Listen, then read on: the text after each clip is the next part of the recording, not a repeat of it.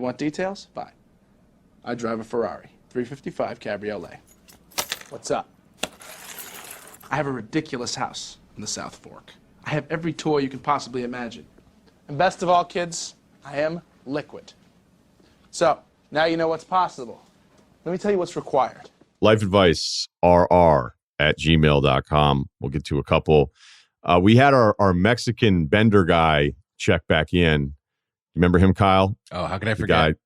The guy that spent a ton of money.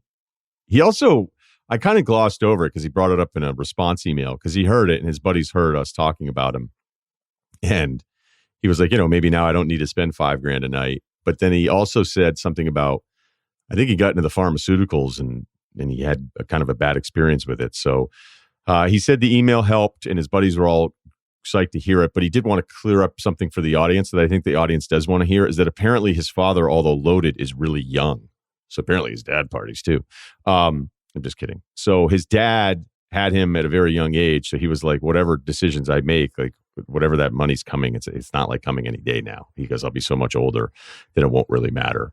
He also made some adjustments to his millionaire status because he said after he now calls himself a pre-tax millionaire. So I thought that was kind of nice. Funny. But yeah, I mean, the dude sounded like he really wanted help because then he even said he went to his friends and said, hey, get me back on track here. So I don't know. Either he's going to stay wild for a little while, but I think at the very least, he realizes now after hearing the email that he can be wild for a much lower cost. He put it around $800 a night, which still seems high. I know the bottle service stuff, I remember The Sopranos. Remember that Sopranos episode where AJ blew all the money on bottle service? Yes. And they kept stiffing him with the bill. And then his parents were yelling at him. And he was like, you guys have no idea how expensive bottle service is. What a fucking show. I know. I watched it again recently and I wasn't just going start to finish, but I was checking out some episodes and AJ was so perfect as the shithead teenage angst guy. Well, that's who he really was too. If you listen to any of those interviews that he did about like coming off Sopranos, it was like he was also AJ off of Sopranos. And he's like so honest about his stories. And you probably would never want to sit through an hour of it, but just like, yeah, that's you. That's you. Yeah, I've liked him in everything I've heard him doing. So I got to tell you, like, that's kind of what it reminded me. All right, so we don't need to recap all that, but I think there's guys, it's kind of like what we talk about on the podcast. When a guy will email in and he's thinking, there's these 3 girls I'm juggling, they're all smoke shows, I'm pulling down 6 figures, how do I possibly get out of bed every day? And then, you get the rest of the audience being like, I would cut off a fucking finger to have that problem. I ride on the back of a dump truck at 4 a.m. Right. Fuck you, guy. Wife left me for my brother. And I can't eat red meat anymore because of gout. But yeah, hopefully the guy can juggle those 3 girls with his beach condo. So, all right, we got this one actually spoke to me here.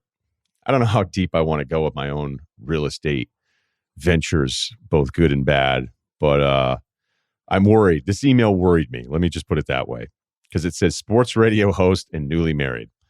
Love the pod. Been listening going back to the SVP days. My dad may be a bigger fan of yours than me, though. Well, that would make sense because when I started with Scott, you were probably 10.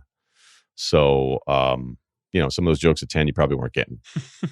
I will save all that because obviously I'm listening. I'm a fan. I'm also, since married, that's just what he's saying. Also, since I am married, I don't need to flex my body stats for all the women out there. Age may be important. So, yeah, again, 23.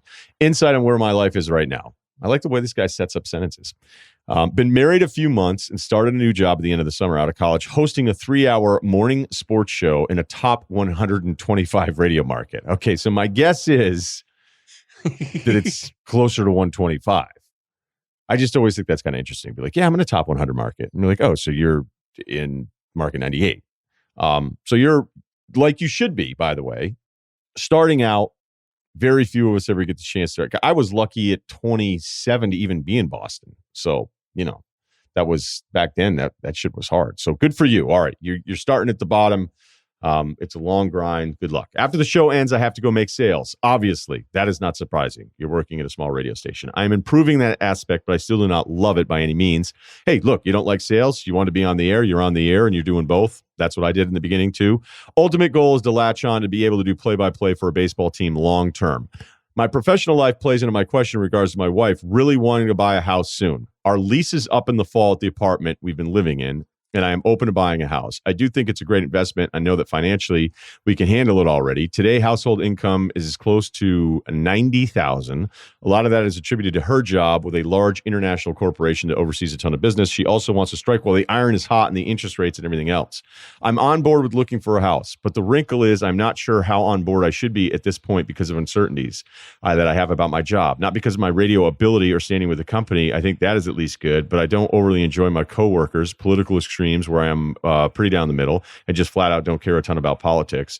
The sales side of things and wonder how long I'll actually be in the area. If an opportunity came up to take a big role at a station I had worked at during college came open, I co-hosted a sports show and other sports obligations in college town. I would love to jump at the opportunity. I may have to just suck it up right now, though, and fight on for a few years here to give my wife a fair chance at her job first. The question is, should we continue the process of searching for a house, or should I sit down and have a conversation where there's some of these reservations about looking for a house? Also, any professional advice you may have, some of the stuff mixed in there would also be appreciated and respected. I'll be quick on the last part. Look, I know the sales part sucks. It's not what you wanted to do, but that part got you on the air.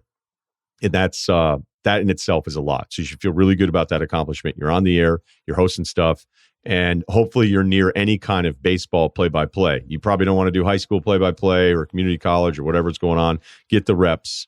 Play-by-play is reps. All of this is reps, but especially baseball play-by-play. On baseball play-by-play, let baseball breathe. I did not let it breathe. Let the action kind of happen. Don't talk the whole fucking time. I did that. It was wrong.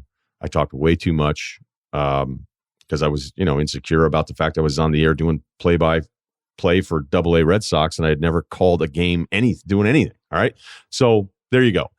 The more concerning thing here is the house. It doesn't make any fucking sense for you to buy a house. None. But your wife's probably not thinking that. I mean, it doesn't make any sense. I can't tell you. I'm adamant about this. Don't buy a house. You're in an industry where you're probably going to change your job, hopefully, 3 or 4 times over the next decade. All right, to get to where you want to go.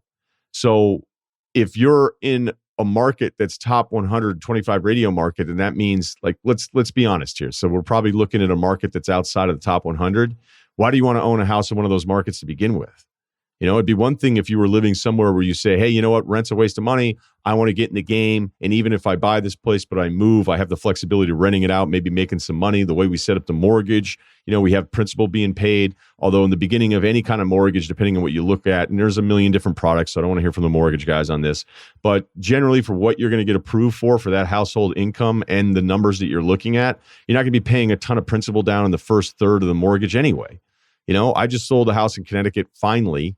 That I couldn't sell forever because it was basically way below what I had bought it for 8 years ago because property taxes were jacked way up in the state because the state's all fucked up, and it ruined, people saving their whole lives for the down payment, and all of a sudden on paper that's all magically gone because the property tax have driven down the prices. And again, not to be tax guy here, but these are real grown-up things that you have to worry about.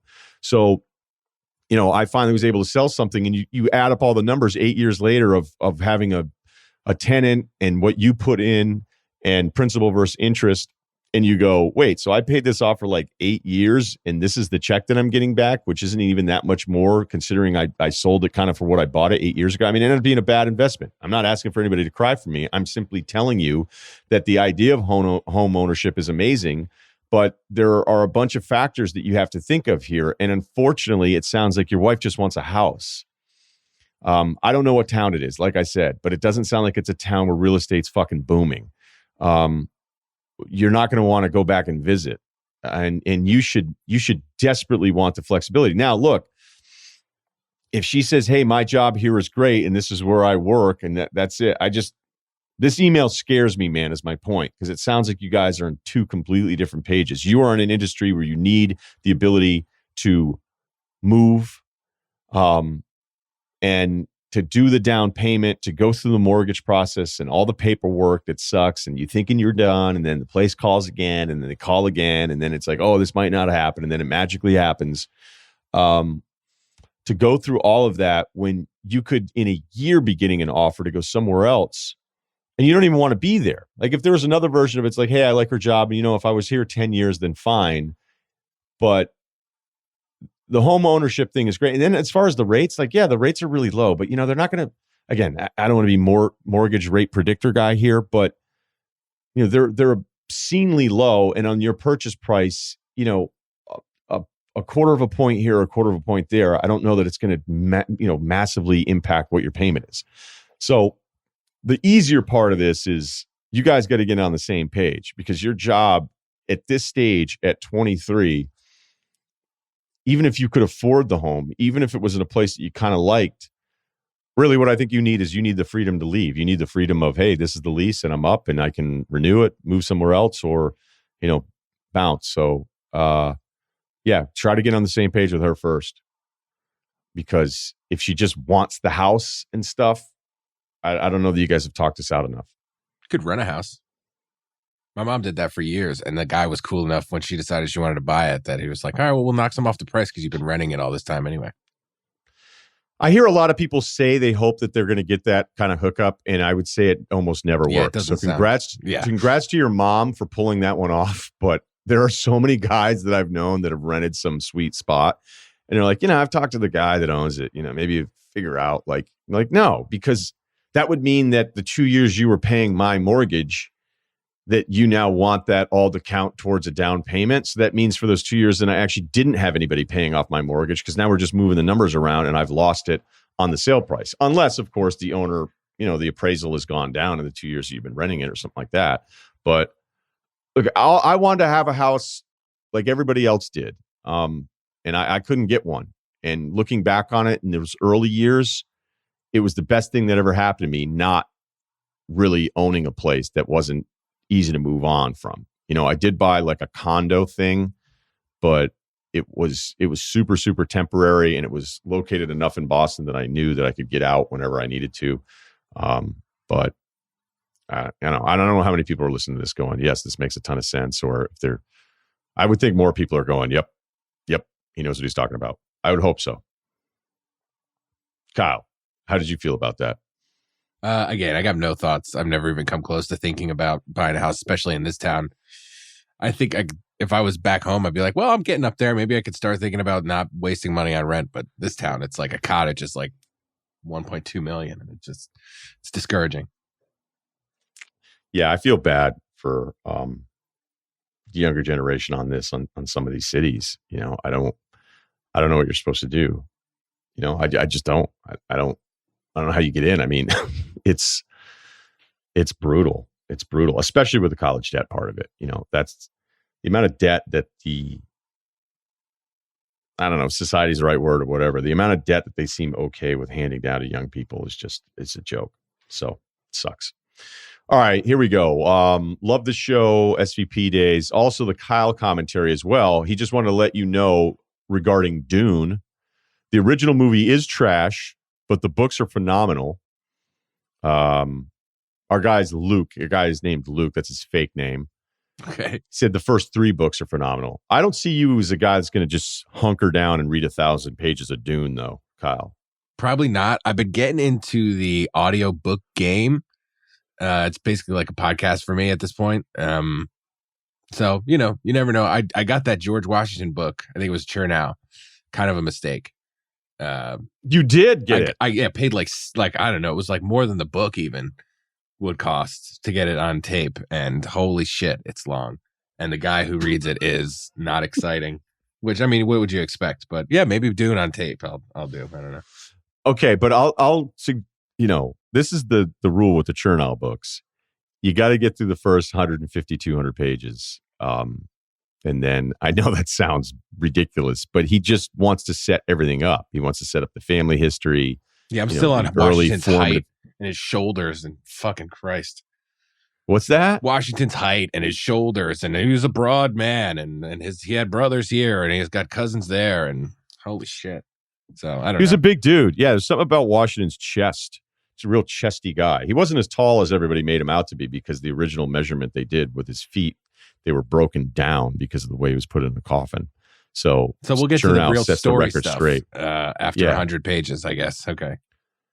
Yeah, but just him rallying the troops and like not there. I'm not there yet. Like I can't. Yeah. No, that starts. It's just Valley Forge, all that kind of stuff. It's incredible. And then, but he was a huge flirt, big spender. But we've been over it. Yeah, I know. Huge flirt, loved.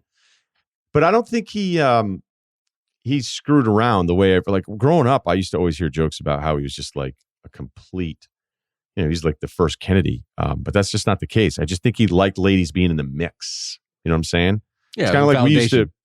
Yeah, when we had after hours deals back in the day, bartending, it wasn't that you were dating any of the girls hanging out later. We just knew it was way more fun when they were there, even if there was nothing. You know what I mean? And that's how Washington was. He was like, if he had late nights as his dive bar in the 90s, he would have been like, hey, there's no girls hanging out. Like, I don't want to just hang out and talk about the Red Sox. Conversations are way less dumb when there's girls there. Yeah, I agree. Yeah.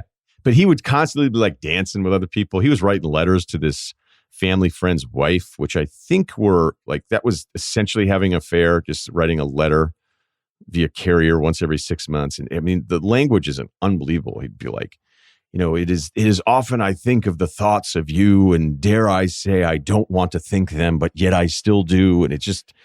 Maybe I should have done the audiobook of it. Maybe I'll get back in. Maybe I'll try it again. I'm running through a Michael Crichton Pirates book right now. So, well, if you get a pirate book distracting you, then okay. So anyway, back to Dune.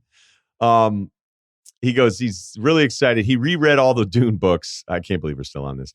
It's my fault. Apologies to everybody. They're putting off the release until the pandemic is done.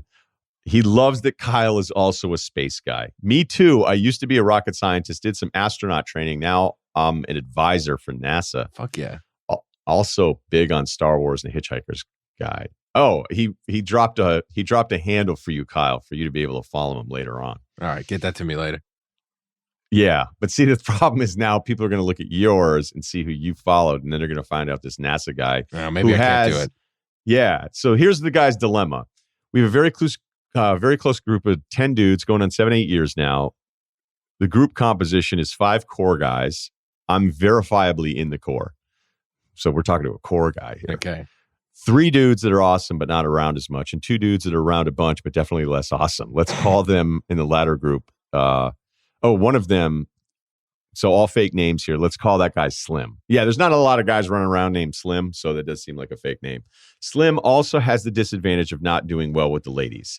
Event number 1, 2015, 20-person camping trip outside of Louisiana. No, I think it's Los Angeles. And Slim brought a girl he recently met. Let's call her Kim. They shared a tent. It was still obvious they weren't hooking up because she's too hot for him. It was not really hanging out with him on the trip. Fast forward a week, and she reaches out to me, which led us to hanging out, then dating for 6 months. Okay. Slim, certifiably pissed, even though the girl and I both had one-on-one chats with him to clear the air very early on. Event number 2. At a pregame I was hosting in 2017, it was Deja Vu. Let's call her Kat this time. Something about the K's.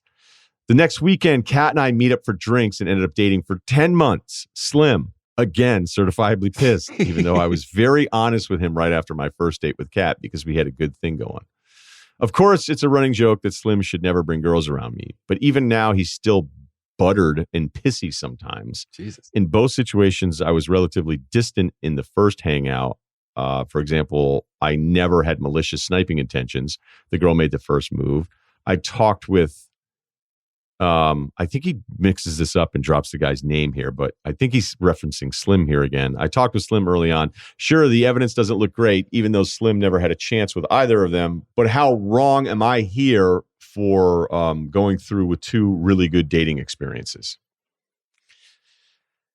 I would stop doing it to him. Would be maybe the first thing I would think of. I mean, I get it, but if anybody's ever been the third guy where she doesn't like you and she likes your friend, it still sucks. It still sucks to be like, well, hey, she never really liked you anyway. I mean, that sucks to hear. Nobody wants to hear that. And if you're a core guy, then it sounds like he probably likes you more than he likes, or you like him, because you're already dismissing him as saying he's outside of the core group, right? So if it's 10 guys, he's ranked 9 or 10 out of this group based on what you're saying. So I don't know that really anybody's wrong. I just think it's a shitty thing to keep doing to this guy that you're still close enough with that you're going on trips with. So, I mean, you can't meet any women on your own. Sounds like you probably could. If you show up to these things and all of a sudden they like you. So I'm not even like giving you a hard time about it. And yeah, we could sit there and be real adult and say, hey, this woman doesn't like him. She likes me. But you don't want to keep doing it to him, right? I don't think that that's wrong, because again, every guy has their group, and everybody kind of fits their roles. And if you're always the guy that's ending up with the girl that the other guy brings to the group, then do you want to be that guy? I don't think you want to be that guy. So I think what you're asking here is for a ruling, and I don't think you've necessarily done anything wrong, but I think it's kind of a bad habit to have. Unless, does it happen with other guys? Do you do it to any of your other friends? I don't know that answer. But if you do it then maybe it is about you. Or maybe you just look at Slim and you're like, that guy's pathetic, and why would I let him get in the way of me dating here? But it's just kind of a bad trend. And yeah, this guy hates your guts. And when he explains it, I'm sure people hear his version of events and go, well, that kind of sucks. Why does that guy keep doing that?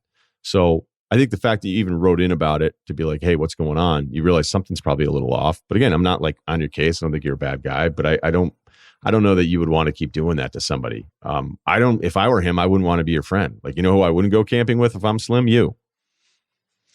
Hit us up, lifeadvicerr@gmail.com. Please subscribe. And we will be back on Friday.